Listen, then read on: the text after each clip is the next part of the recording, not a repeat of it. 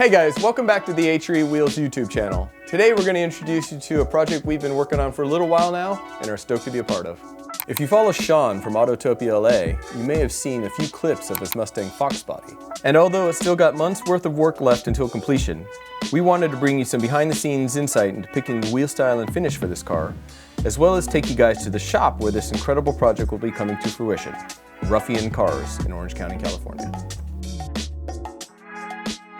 Shawn. Dude, good to see you, bud. Nice to meet you. I'm looking forward to showing Chris, or having you guys show Chris the facility, what you guys do. Absolutely. Yeah. So he's about to get his mind blown, and then we'll pick our wheel, we'll pick our color. Let's do it. Awesome. Sounds awesome, good. Guys. Welcome. All right, here we go. The fun stuff. Styles. Now I'm gonna kind of divert to you like I do on everything with all the design choices and stuff. I'll just say this much. I was the one that kind of pushed Chris towards, well, didn't push you, but I have a great love for 5-spoke wheels. I truly do. I like all the crazy design stuff. I think it's amazing. I'm a geek for a 5-spoke. Well, for an old muscle car, it's hard to beat. Yeah, and the whole theme of this car has been from the get-go, the kind of refined race car. Right? But with Pro Touring though, you do get a little bit more leeway with more mesh stuff, and so you do see more variation. But in our minds, when we're designing something for a big muscle car, we're thinking 5-spoke.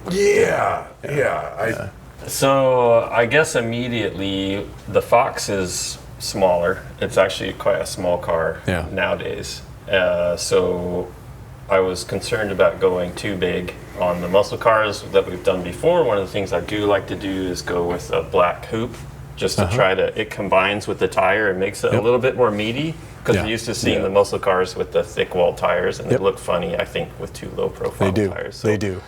So I kind of get around that by I cheat it a little bit and go with the gloss black hoops. We did that on the 70 Mustang, on the 64 Galaxy, the GT40. We do want to run big brakes, so we're talking about minimum we have to run 18s. Personally, I like to stagger the size front and rear, so typically I'll do, if I'm going to do 18s, then I'll do 18 and 19. And then almost everything we built, except for the Galaxy, was so wide. Everything else we've wide body. We put fenders on it and wide body, so we know we're going to push the wheels and tires out more. So typically that pushes us into like 2 or 3-piece wheels a lot of times because of the big lip that's going to be on there. So that puts us in like a certain, I guess, subset of 3-piece is probably where you're going to end up. What you guys are you doing staggered diameters this time? Or so 18s and 19s again on the Fox, black hoops, and so we were kind of looking, and what Ruffian likes to do, we like to pull from vintage racing. We kind of mix it with modern elements, and so Shawn had mentioned the 5-spokes, and there are some good. Obviously some good options here for that. Yeah, we've got different 5-spokes. So this 5-spoke here is really kind of simple and purposely straight lines, hard lines. It's really more of a 90s type feel, whereas something very similar up there, a little bit softer. It's kind of early 2000s kind of vibe, right? And so I think this is a little too plain for Fox Body, your build. I think that one's too soft. It's cool to hear you talk about sort of the eras, because as much as I know the cars, I don't really know sort of the inspiration or the particular eras, right? It's like my mind's piecing together like shapes. And What's awesome is what you were talking about with this wheel. Like, I think this wheel would work great, right? If you decided to go that way. But sometimes our customers also don't understand the inspiration behind them, and they will pick a wheel where we're like, oh, that doesn't quite right. It depends on what you're doing to the car, right? So if you take more of a stock Fox body, and a certain wheel might go toward that better. But if you're doing a lot of changes to the car, which you guys I feel like are, then obviously the wheel can change with it. And so that's really up to each independent design. So Yeah. Because of his influence of the historic Trans Am race cars, I love his design approach so much, and his partnering with Andreas. I really love what they do. And so I've told him, like, even in the when we were talking initial color schemes, I was like, wow, I love John Player Special Black and Gold. I just love that. I said, but truth is, dude, you want to paint the thing pink, I'm sure you'll find a way to make it look cool. You know, I mean, I just, I'm not a designer. I appreciate guys that when you're a designer, it's a very different thing. I mean, and so I'll always step back on that. You know. Anyway. But there is a lot of motorsports influence in this car, right? Yeah. Okay. So I think the wheel should also speak to that a little bit. Yeah, exactly. Yep. And I think, and honestly, so the new 517, I mean, you know, it's funny, it's a big fat 5-spoke, right? And it's, you would think, oh, that's a muscle car wheel. But the actual inspiration for that was an old Porsche race car 917. They had a they had a cast magnesium wheel. But if you look at the lines and you look at the proportions and all of that, it's got the right lines, it's got the nice proportions. Like, I think that for a Fox Body Mustang build, that I mean, much better than the softer and it's too simple, right? And so it's like, those to are me, not motorsport enough. to me, it's like one of those. Yeah. Right? So that's the wheel we're thinking, with the deep lip like that. Yeah. Yeah. Yes. That's 517. And black barrel. Yeah, gloss black coupe on it. So then we were thinking about a bronze center, but I know there's quite a few different sort of bronzes and finishes. What color's the car? Is it? It's silver. Silver.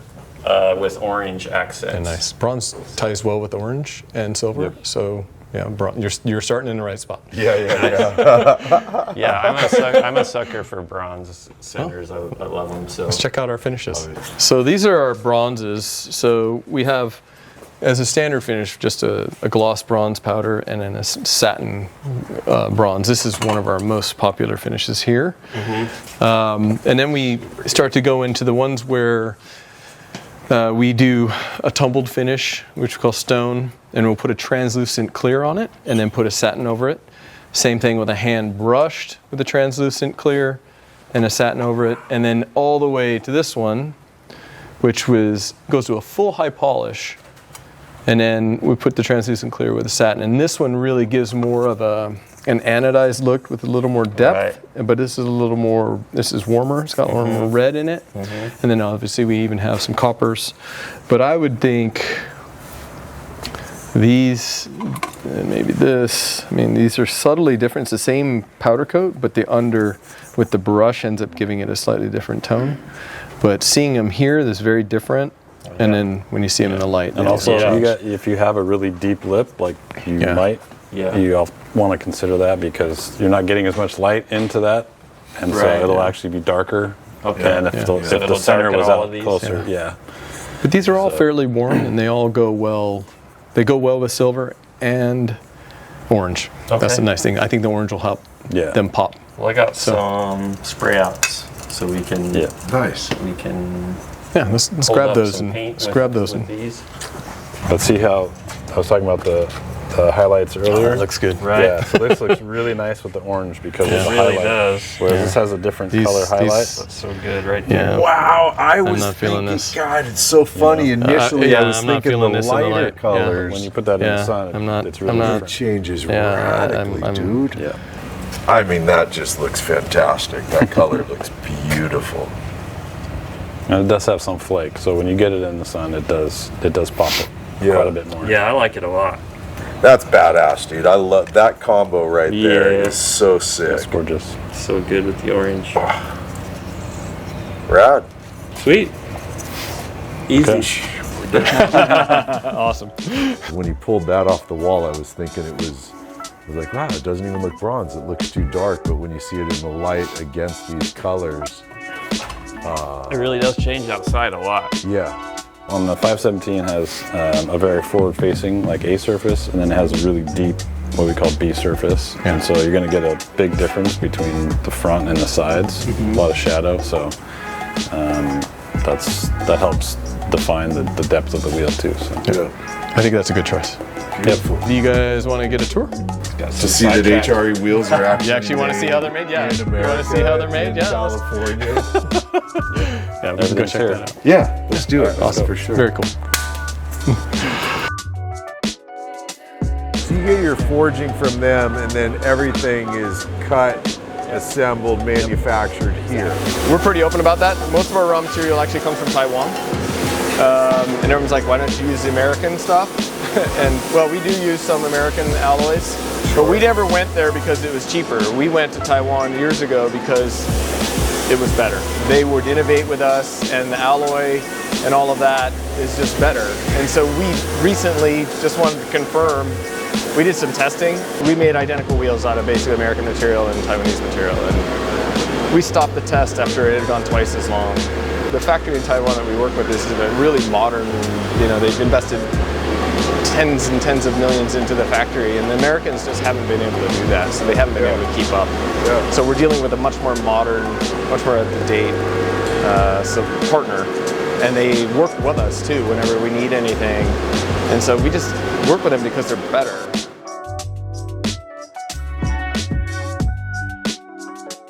If you look down there, you see that that's basically a big robot. There's a bunch of stations. There's like 20, 30 different stations. And so we can take these blanks, scan the barcode, and they get loaded in through those two doors that the guys are working at. And so there's 5 mills, and the 5 mills basically just run. The robot will take them and load them and unload them from the machine. It's 24/7 unmanned. It's crazy.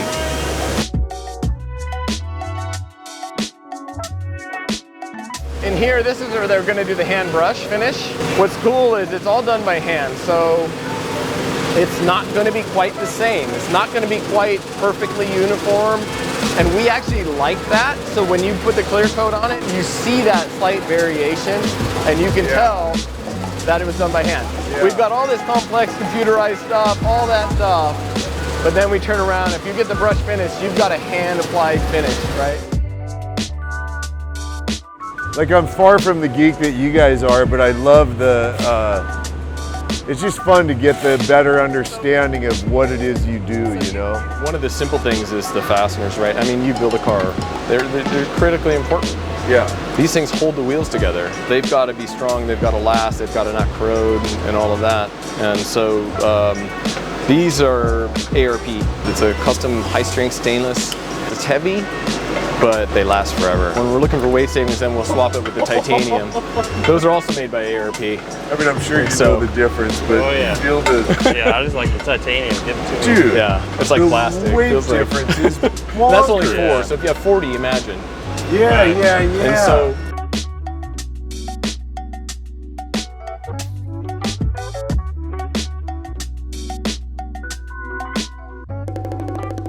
So again, just for my clarity, other than the forging, everything is done here. yeah. What did you think? No, it's just, dude, it's just. We do have a lot of people saying that's not true, and it's like, Sucks no, the level the of factory, misinformation. the factory is in Vista. I mean, we have our open house, thousands of people come here, and they're like, what are you talking about, man? I mean, I've been there, right? like, seriously.